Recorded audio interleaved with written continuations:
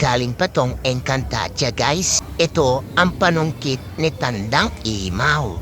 Para daw gumana to, kailangan daw lagyan to ng battery. Yeah! Hasta la vista, baby! You guys, dumating na pala yung pinadeliver namin. At eto siya guys, so... Medyo natagalan lang sila sa pag-deliver guys dahil galing pa tong Encantadia guys. Lika at buksan na natin nang makita nyo na ang laman. Alam kong excited na kayo guys. Ito nga pala siya guys. Ito ang panungkit ni Tandang Imaw. Wow! Wait, tabi ko lang to. Ulit. Wow! Grabe! Ang ganda neto guys. Solid. Ito nga pala guys ay ang panungkit ni Tandang Imaw. Di ko ba alam kung anong pumasok sa matandang yun, pero binenta niyo to sa akin na $100 billion guys. What? Sabi niya magagamit ko daw to dahil useful naman daw to. Pag hindi ko daw binili, hindi na daw ako makakauwi sa amin. Papaluin niya daw ako neto.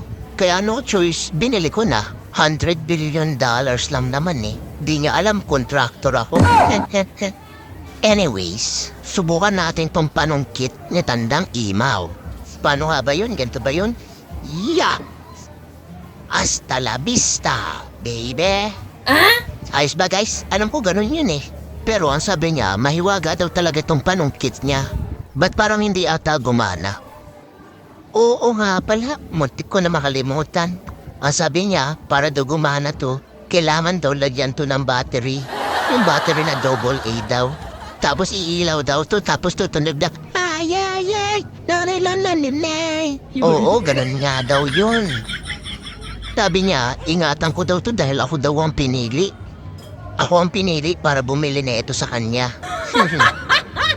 Saan ko pa kaya ito pwedeng gamitin guys, no? Bukod sa panunungkit ng damit. Whoop! Check nga natin guys. Marinig niyo ba? Carbon Lodi. Okay, original siya guys. Pwede pala siya ng ganito guys. Away may lubo, lumipad sa langit, di ko na nakita. Pumutok na pala, sayang ang pera ko. Pwede naman pala siyang gawing mic guys eh. Paniguradong gaganda ang boses mo dito guys. Dahil nga napakaiwaga neto guys. At sad to say, naku lang ang meron neto. Pwede rin pala siyang pangkamot sa likod guys. Ayan o, kapag nakangati ang likod mo. No, diba? Tanggal ang kati sa katawan. Marami pa sigurong bagay ang magagawa neto. Kaso dinidiscover ko pa guys, dahil wala nga tong instruction guys, walang manual. Kaya medyo nahihirapan pa ako sa paggamit neto guys. Tsaka kailangan ko pa bumili ng battery neto para mapagana to at mapag-aralan pa ang mga iba-ibang mga moves neto at technique. Kaya makakaasa ka sa akin Imaw na gagamitin ko lang to sa tamang panunungkit na mga damit. Yun lang, sige na guys.